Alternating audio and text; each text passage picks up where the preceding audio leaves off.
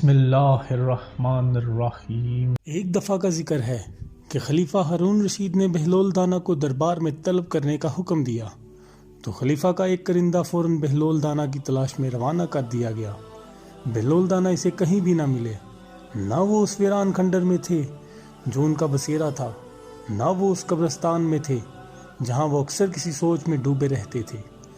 تو کسی نے اس کرندے کو بتایا کہ بہلول دانہ کو مسجد کی طرف جاتے دیکھا گیا ہے، تو کرندہ بھی مسجد کی طرف چل پڑا۔ ابھی وہ رستے میں ہی تھا کہ اس نے دیکھا کہ بہلول دانہ اپنے جوتے ہاتھوں میں لیے چھڑی بغل میں دبائے گرتے پڑے مسجد سے باہر نکلے اور جس طرف کا منہ اٹھایا بھاگتے چلے گئے۔ ان کے پیچھے ایک شور بلند ہوا، پکڑنا، دیکھو جانے نہ پائے، پکڑو اس دیوانے کو، اس گستاخ کی خبر لو۔ کچھ نوجوان طالب علم مسجد سے نکلے اور شور کرتے ہوئے بہلول کا پیچھا کرنے لگے۔ بہلول دانہ خود کو سنبھالتے ان لڑکوں کی پہنچ سے دور نکلنے کی کوشش کر رہے تھے، لیکن بالآخر ان لڑکوں کی تیز رفتاری نے بہلول دانہ کو پکڑ لیا۔ ہارون کا کرندہ بھاگتا ہوا گیا اور بیچ بچاؤ کرنے لگا، تم لوگ کیوں اس دیوانے کے پیچھے پڑے ہو؟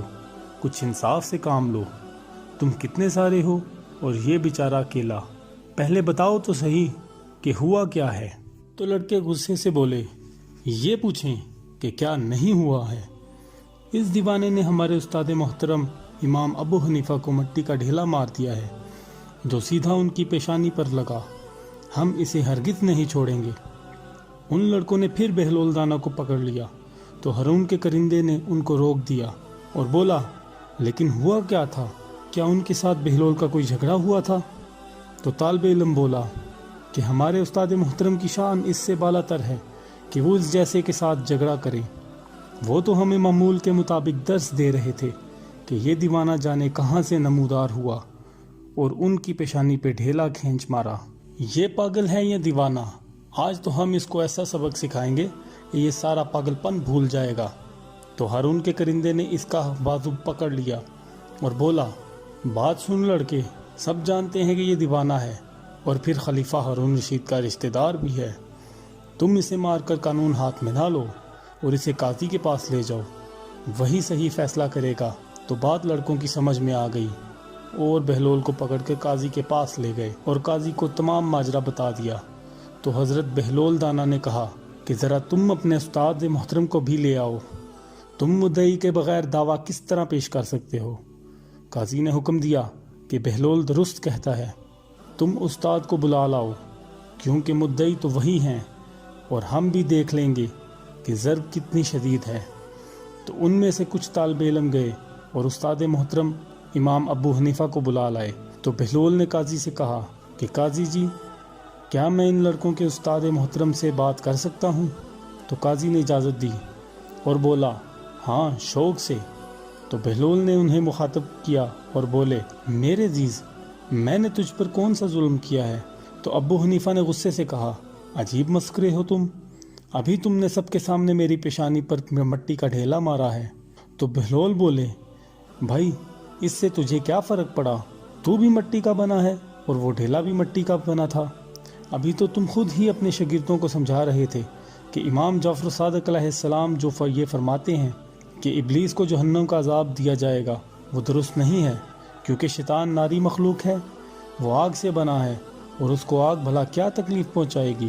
تو بھی خاکی ہے اور مٹی سے بنا ہے، تو بھلا مٹی کے ڈھیلے نے تجھے کیا نقصان پہنچایا ہے؟